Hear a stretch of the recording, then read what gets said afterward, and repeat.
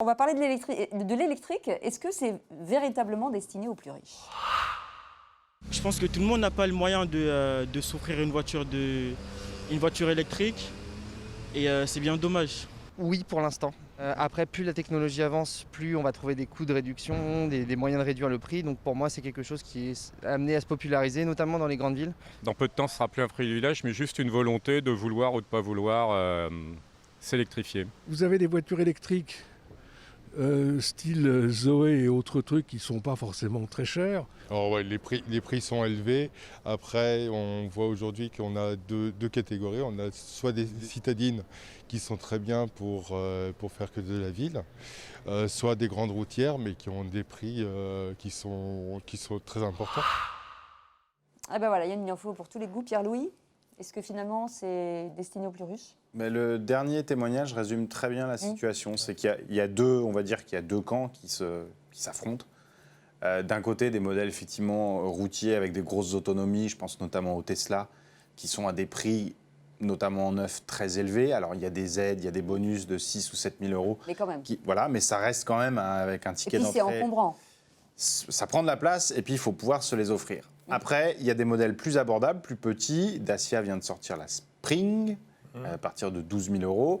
Et puis il y a d'autres modèles qui existent depuis plus longtemps qui, en occasion, aujourd'hui, sont très abordables, notamment avec le jeu des primes à la conversion et des différentes aides auxquelles on peut accéder, qui permettent concrètement, avec certains cas de figure bien particuliers, mais d'avoir une voiture électrique d'occasion très cohérente, type Zoé, autour de 3 000 euros. Donc, c'est plus aussi inaccessible que ça ne l'a été. Il y a encore du boulot pour que ça soit quand même pour le plus grand nombre, parce que tout le monde ne peut pas se satisfaire d'une citadine avec une autonomie qui plafonne à 150 km. Ouais. C'est un peu aussi la limite d'acheter une électrique d'occasion, c'est qu'on est sur des modèles qui, à l'époque, ne revendiquaient pas une autonomie extraordinaire et qui, en plus, peut s'être un peu amoindri avec le temps. Donc, c'est pour un usage bien spécifique. Mais ça progresse au niveau des tarifs. Le paradoxe des aides, c'est qu'en fait, plus tu as des petits revenus, plus tu peux obtenir une voiture électrique à pas cher, mais c'est vraiment des typologies de ménages avec très faible revenu. Et ça reste des voitures qui sont des deuxièmes voitures. C'est ça. Qui n'ont pas l'autonomie. C'est pour ça que ça reste un luxe. Qui n'ont pas l'autonomie pour être polyvalentes. Donc ça veut dire que tu as très peu d'argent, mais c'est une deuxième voiture. C'est paradoxal. Tu n'en as qu'une de voiture et tu n'as pas le choix et tu vis avec. Et de préférence une thermique parce qu'elle peut tout faire.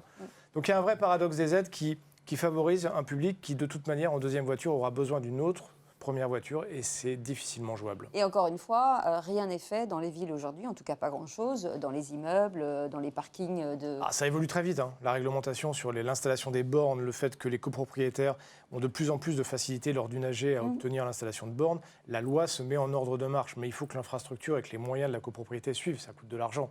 Mais dans les bâtiments neufs, aujourd'hui, l'électrique est un passage absolument obligatoire, mettre des bornes. Mais voilà, dans des villes anciennes, avec des immeubles centenaires, c'est pas si simple. Et ce qui prend trop de temps, c'est les recharges rapides, le réseau de recharge rapide, notamment autoroutier. Ouais. Là, on est vraiment complètement à la ramasse, complètement à la bourre. À part Je ne me rends pas compte. Sur les stations-service, il y a combien de bornes en général, en moyenne, de recharge? Alors, ça dépend vraiment des stations. Je crois qu'à l'heure actuelle, on parle de 300 bornes ou 400 bornes sur autoroute, Oui. mais on ne parle pas de stations. Ouais, les points de Ah oui. recharge. On parle de points de recharge, c'est-à-dire que certaines vont avoir 6 bornes à elles toutes seules. Nous, à chaque fois qu'on a fait des tests, pour le moment, ce n'est pas viable de faire des grands trajets sur autoroute avec des voitures électriques. Le réseau de recharge rapide n'est pas là. Le réseau de recharge rapide, c'est ce qui vous permet de faire à peu près 80% du plein en une demi-heure, 3 quarts d'heure. C'est pas aussi rapide que l'essence, mais au moins, c'est Sur une pause déjeuner, c'est à peu près jouable. Avec une voiture qui a une bonne autonomie, ça veut dire tous les 300 km, on s'arrête une demi-heure, 3 quarts d'heure pour remettre un peu. En période de vacances, avec six bornes. Il ne faut pas tomber sur des bornes qui soient occupées. Là, c'est impossible. Ou alors, il faut les réserver. On a vu des scènes dantesques aux États-Unis de fils de Tesla qui, pour un spring break, ou je ne sais pas à quelle occasion, prenaient tous la route. Et il y en avait 50 d'affilée qui attendaient. Et c'est un réseau qui fonctionne bien. Alors imagine sur un réseau qui ne fonctionne pas bien. Ça va être, à mon avis, épique à un moment. Du côté de Lyon, quand les gens devront recharger parce qu'ils auront fait leur trajet Paris-Lyon et qu'il va falloir aller jusque dans le sud et qu'ils vont tous se retrouver dans un nœud, on aura des jolies photos, je pense. De l'animosité sur les stations-service. Il y a des chances. Ah ouais. Ça va s'engueuler sévère.